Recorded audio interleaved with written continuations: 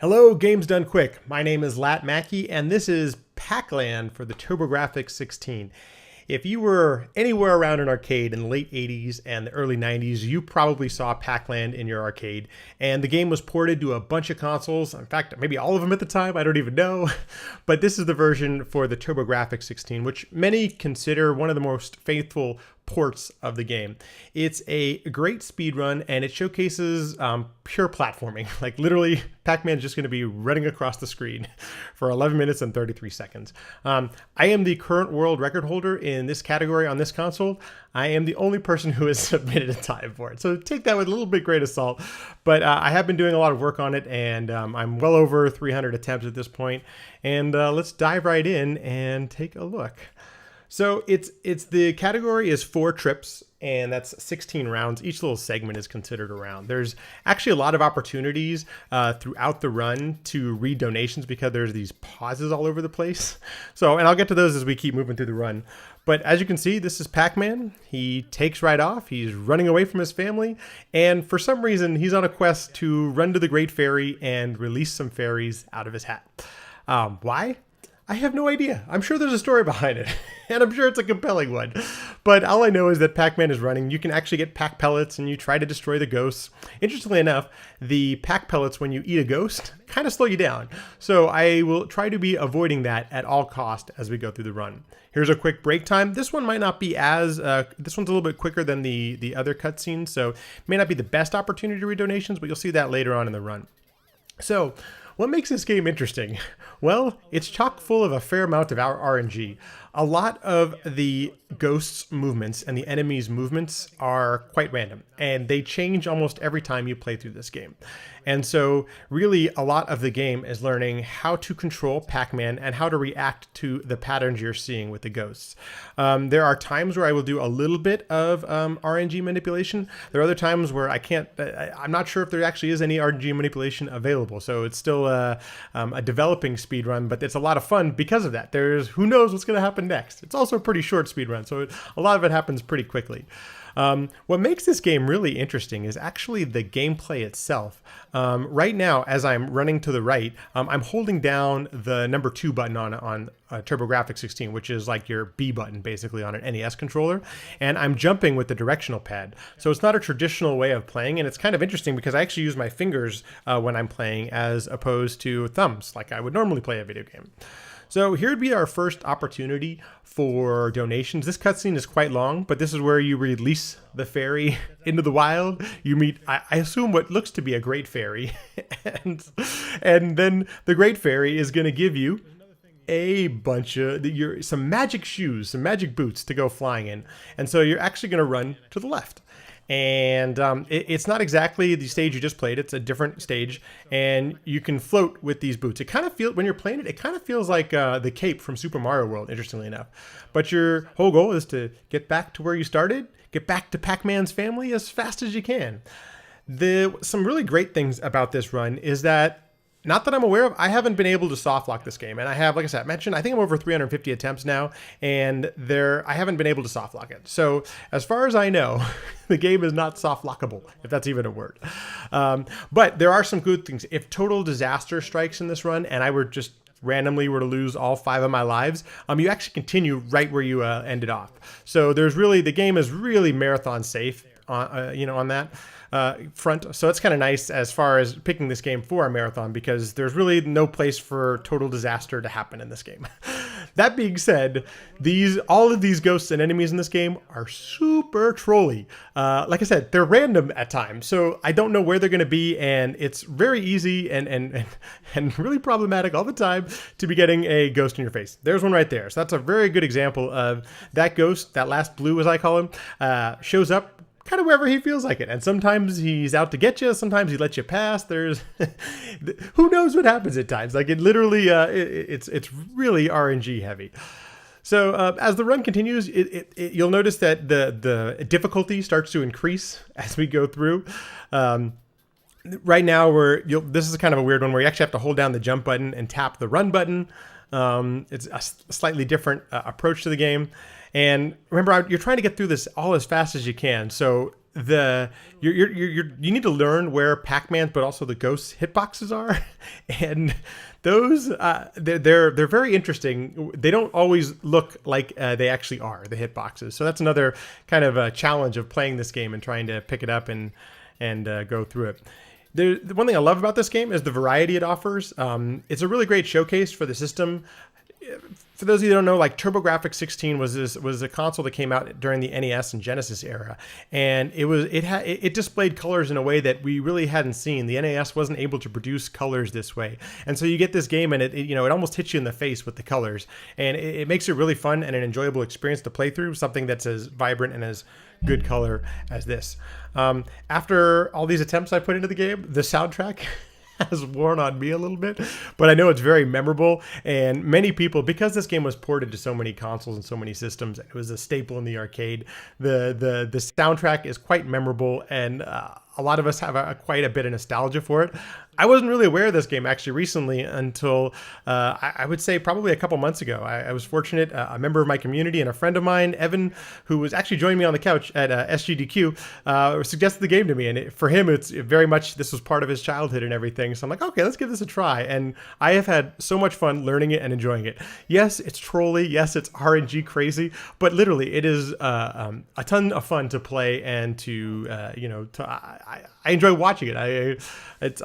I've watched some of the other runners. There are multiple runners in this category just on different consoles, so there is actually a community around this. Here's another opportunity. This is a big cutscene, so you get to see Pac-Man winking at you with the creepy bush back there in green, and it's a great place to read some donations. There's plenty of time to do so, and it's nice that the game has that to offer. So as we get into Trip 3 here, this is where a lot of the skill and the difficulty increases, and there's quite a bit of jumping platforms in this, and then the ghosts are a real challenge. The patterns that they pick make some really tight jumps and it's really a great place to show off some of the skill, but we also need luck to play a little bit in our favor as well. If not, you have to commit a little bit of some turnbacks, and there's some things you have to do to accommodate for some of the RNG elements in this game. If we wanted to, we could read another donation during these break times. It has that opportunity, so that's kind of nice that it's there inherently, especially if things are going well and we want to read more than we have time for. So these, I believe in my PB here, I got some pretty good luck with these ghosts, but these ghosts are one of the more challenging ones, and I know it doesn't look like it running through here, but they really can present some really tight places and tight spaces to jump through, and makes it fun, but makes it really challenging at the same time. So there's a bunch of different ways you can play this game. It's not just a speed game. As you notice, there's a score at the top and high score. So, there are many people today that still go competitive on the scores for it, especially if you play on retro achievements or anything like that. So it's kind of cool that it offers more than just a speed run to it. This platforming here, in most other games, would probably be trivial. If you were playing this like in Donkey Kong or a Mario game, this platforming would be pretty trivial. But because the controls are so wacky in this game, it makes this stuff really more challenging than it needs to be. I'm having to press the jump and 1 and 2 buttons in some weird patterns here to make sure that I can get across those the right way. And there's another tight jump right there. And then Red tried to take me out. So... But that all adds, I think, just for the fun, and from what I for people who played this game in the arcade, it's supposed to simulate the arcade experience, and I think it does a really good job of that because it's got these wacky controls, but it's got the music, it's got the whole thing. It's Pac-Man, everyone knows Pac-Man. So, excuse me, like as in all stages, you're going to run back to the left. This happens at the end of every single trip. This is that was some crazy RNG there with those guys. I had never seen that pattern before, funny enough. And here's another fun, just like the cape in Mario World, like you're really, you're doing the float thing, and it's it presents something different for the viewer, but also for the player. It's just a different way to play the game. So super fun that way. And I'm running for my life at this point. And hey, look at that! I got a goal. I'm hoping that the RNG holds up as I move towards the last trip.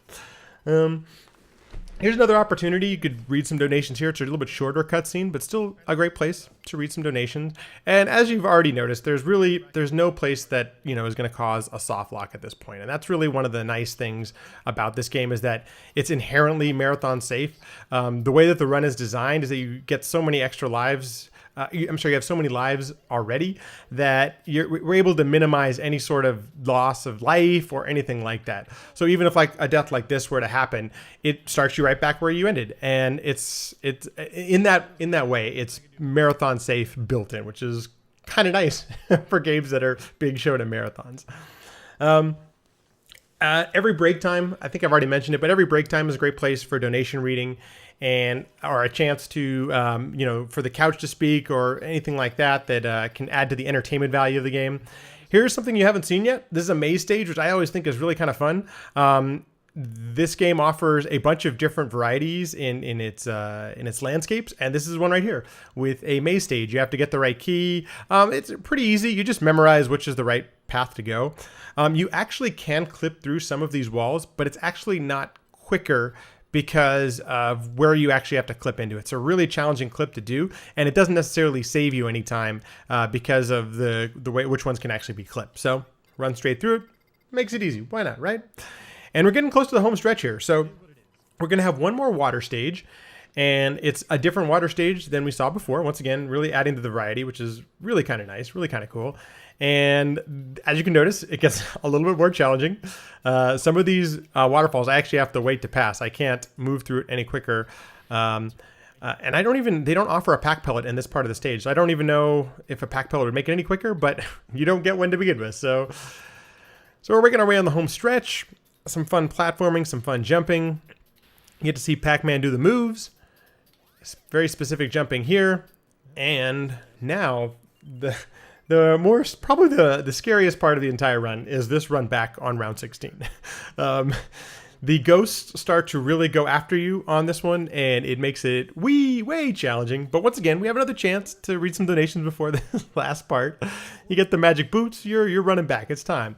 It's time for Pac-Man to go. So there are, this is a way to use the boots we haven't yet, where we have to wait for an actual enemy to go by. You can't jump over them. It's impossible. So we have, once again, some tight spaces to fit into, and we haven't seen this sort of setup yet either. So, and here are the fun ghosts. These ghosts really, there's more of them on this stage here, and they just really do whatever they want.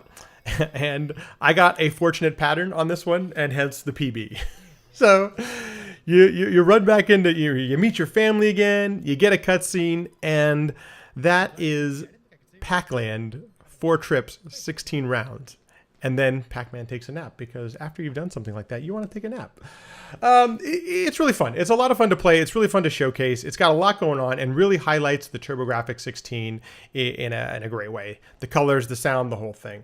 I hope you consider it. And it's where there's a bunch of us who are submitting as a block for TurboGrafx 16, and this would be a great addition to it. I've mentioned before, but I mean it every time. Games Done Quick, I really appreciate what you guys do for charity, and it's an honor even to be considered for something like this. So this is Pac-Land for the TurboGrafx 16, and I hope to see you at AGDQ 2019.